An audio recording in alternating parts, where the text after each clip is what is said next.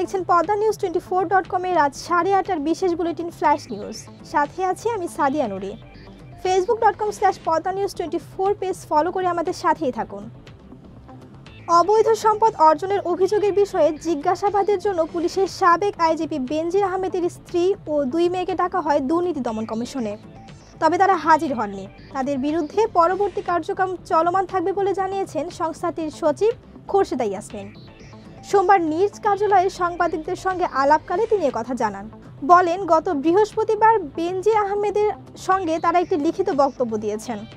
সেখানে তাদের অবস্থান বর্ণনা করা হয়েছে। দুদকের অনুসন্ধানকারী দল আবেদনের বিষয়ে কিংবা দুর্নীতি দমন কমিশন আইন 2004 এবং বিধিমালা 2007 অনুযায়ী প্রয়োজনীয় কার্যক্রম নিচ্ছেন। নির্ধারিত সময়ে তারা প্রতিবেদন দাখিল করতে পারবেন। প্রতিবেদন দেওয়ার পরে কমিশন সিদ্ধান্ত নেবে পরবর্তী কার্যক্রম কী হবে। আগামী বছর বাংলাদেশের জন্য 1,27,198 জনের কোটা দিয়েছে সৌদি আরব।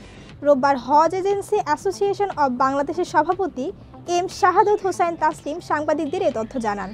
বলেন, নির্ধারিত সংখ্যার মধ্যে কতজন সরকারি ব্যবস্থাপনায় আর কতজন বেসরকারি ব্যবস্থাপনায় হজে যাবেন তা বাংলাদেশ সরকার পরে নির্ধারণ করে দেবে। আগামী বছরের জানুয়ারি মাসে পরবর্তী হজ পালনের বিষয়ে বাংলাদেশ সরকারের সঙ্গে সৌদি আরবের চুক্তি হবে বলেও জানান হাব সভাপতি। গত কয়েক বছর ধরে বাংলাদেশ থেকে 1,27,198 জনকে হজ পালনের সুযোগ দিচ্ছে সৌদি সরকার। তবে এবার দফায় দফায় নিবন্ধনের সময় বাড়ানোর পরও কোটা পূরণ হয়নি। কোটায় 42,000 ফাঁকা ছিল। প্রেমিকার 4 বছরের শিশুপুত্র রয়েছে। নিজেদের রোমান্টিক সম্পর্কে বাচ্চাকে পথের কাঁটা বলে মনে করেছিলেন প্রেমিক, আর সে কারণে নেন কঠোর এক সিদ্ধান্ত। শিশুকে ট্রেনের ভেতর একা ফেলে অপহরণের গল্প সাজান, কিন্তু শেষ রক্ষা হয়নি। ঘটনা ফাঁস হলে গ্রেফতার করা হয় তাকে। ঘটনাটি ঘটেছে ভারতের নাগপুরে। দাম্পত্য কলহের কারণে স্বামীকে ছেড়ে নাগপুরে একটি লজে চাকরি নিয়েছিলেন বাচ্চাটির বাপ। সেখানে তরুণ হংসরাজ জ্ঞানেশ্বরের সঙ্গে পরিচয়। এক পর্যায়ে দুজনের সম্পর্কে জড়ান। শুক্রবার স্কুলে ভর্তির নাম করে ছেলেকে নিয়ে বার হন হংসরাজ। এরপর শিশুকে ট্রেনে ফেলে আসেন এবং দাবি করেন 3 জন লোক তাকে অপহরণ করেছে। এরপরই পুলিশের দ্বারস্থ হন ওই নারী। পুলিশের জেরার মুখে এক পর্যায়ে তরুণ স্বীকার করেন শিশুটিকে তিনি ট্রেনে ফেলে এসেছেন।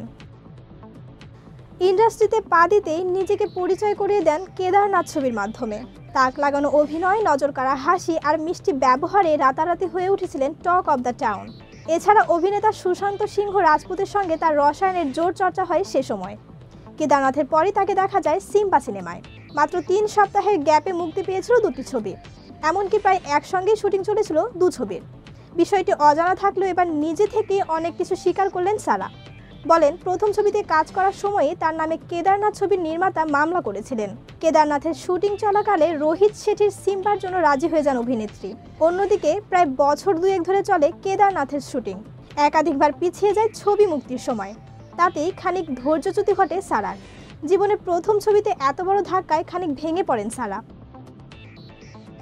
2 ম্যাচে জিতে ইতিমধ্যে শেষ 16 নিশ্চিত করেছেন স্পেন। প্রথম ম্যাচে ক্রোয়েশিয়া ও দ্বিতীয় ম্যাচে শক্তিশালী ইতালিকে হারায় 2008 ও 2012 সালের ইউরো চ্যাম্পিয়ন দলটি। তবে শেষ ম্যাচে আলবেনিয়ার বিপক্ষে নামার আগে দুঃসংবাদ পেল দলটি। দলের মাঝ মাঠের কাণ্ডারি রন্ড্রিকে পাচ্ছে না তারা। এক ম্যাচ নিষিদ্ধ হয়েছেন তিনি। মূলত উয়েফার নতুন নিয়মের কারণে এই নিষিদ্ধের গ্যারাকালে পড়েন তিনি। উয়েফার নিয়ম অনুযায়ী যে কোনো 2 ম্যাচে হলুদ কার্ড দেখলে পরের ম্যাচে নিষিদ্ধ হবেন সেই খেলোয়াড়। রন্ড্রি ইতালি ও ক্রোয়েশিয়ার বিপক্ষে হলুদ কার্ড দেখেন। এতে অবশ্য রন্ড্রির কিছুটা ভালো হয়েছে। পরের রাউন্ডের ম্যাচে নির্ভর হয়ে খেলতে পারবেন তিনি। গুরুত্বপূর্ণ সব সংবাদ জানতে পদ্মা নিউজ 24.com এর বিশেষ বুলেটিন ফ্ল্যাশ নিউজ দেখবেন প্রতিদিন সন্ধ্যা 6:30, রাত 8:30 ও রাত 10:30টায়। ফ্ল্যাশ নিউজ দেখতে ফেসবুকে আমাদের ফলো করুন facebook.com/poddanews24 আর ইউটিউবে সাবস্ক্রাইব করুন youtube.com/poddanews24 চ্যানেলটি। নিয়মিত দেশ বিদেশের আপডেট সব সংবাদ জানতে ভিজিট করুন মাল্টিমিডিয়া নিউজ পোর্টাল poddanews24.com। পরবর্তী ফ্ল্যাশ নিউজ দেখার আমন্ত্রণ জানিয়ে আমি বিদায় নিচ্ছি সাদিয়া নুরি। ভালো থাকুন, সুস্থ থাকুন।